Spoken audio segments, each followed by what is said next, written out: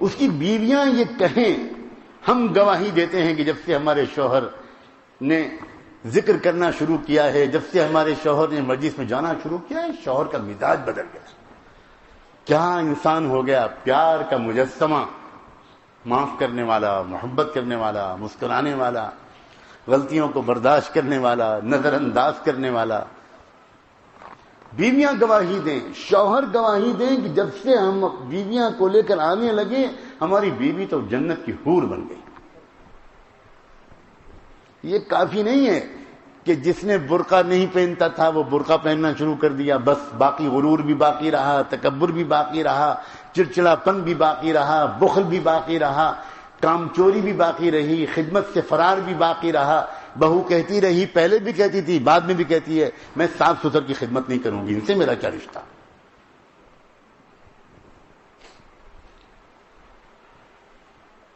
ساس کہتی رہے کہ لے کے جاؤ اس کو میرے سامنے سے، میں دیکھنا نہیں چاہتی اس کو۔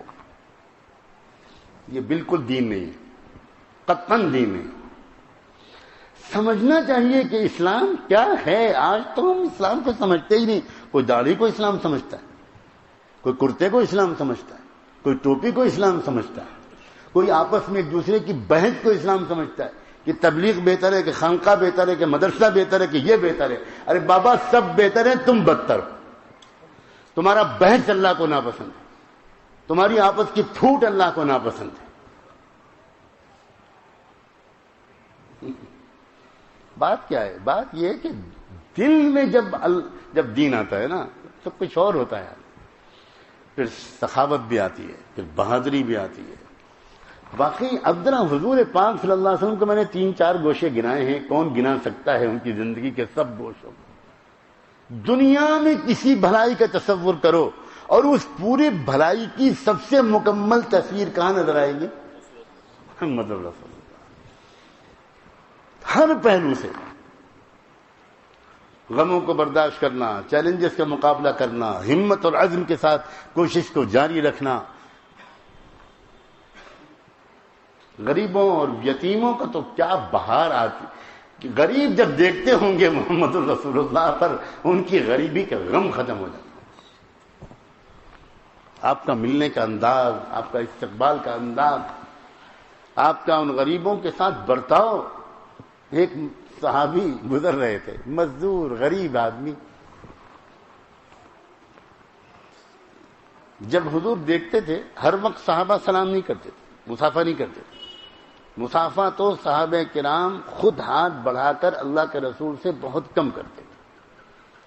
حضور یہ تھا ہی نہیں صحابہ کا مزاج، بالکل نہیں تھا۔ بہت ادب تھا، بہت سمجھداری تھی، بہت عقل تھی، بہت شعور تھا۔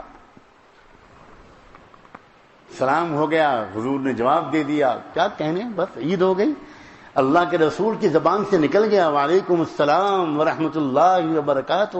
اب کیا بچا؟ اب تو ان کی دعا کے بعد میرا نصیب نہیں کھلے گا۔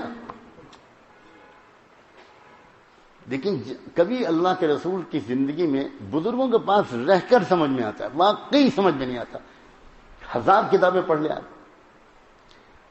انسان دیکھتا ہے کبھی کبھی اپنے کسی بڑے کے پاس جب وہ رہتا ہے، اب اس کا تو دل مچل رہا ہے مسافے کے لیے، لیکن وہ مسافہ نہیں کرنا چاہتا، جانتا ہے تکلیف ہوگی، ان کے پاس بہت کام ہے، میں ان کو مسافہ کر کے اور تکلیف دوں گا تو مجھے کیا اجر ملے گا۔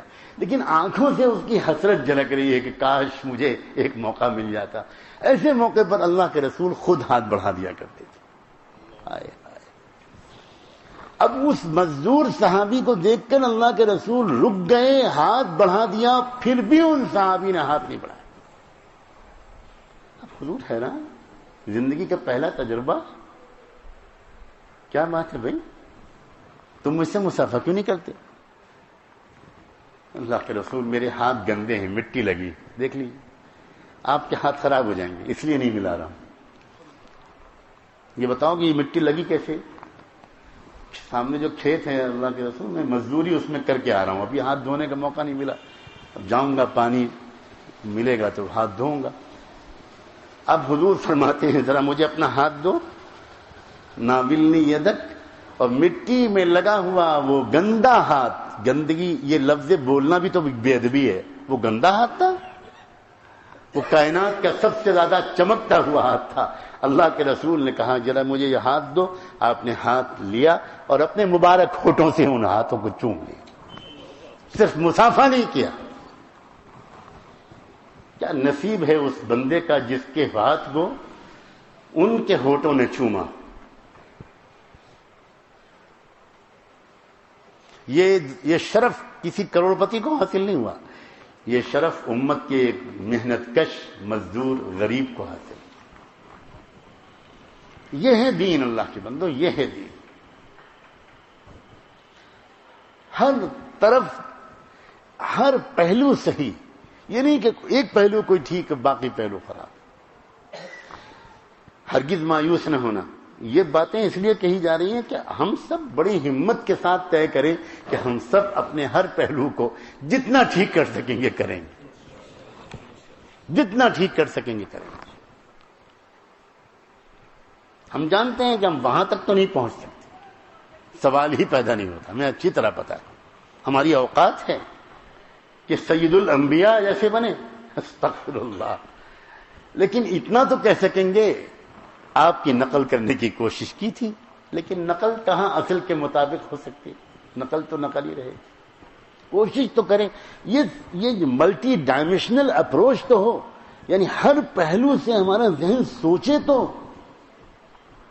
ہر طرف صفائی ستھرائی, وقت کی پابندی, معاملات کی صفائی, ہمت کی بلندی,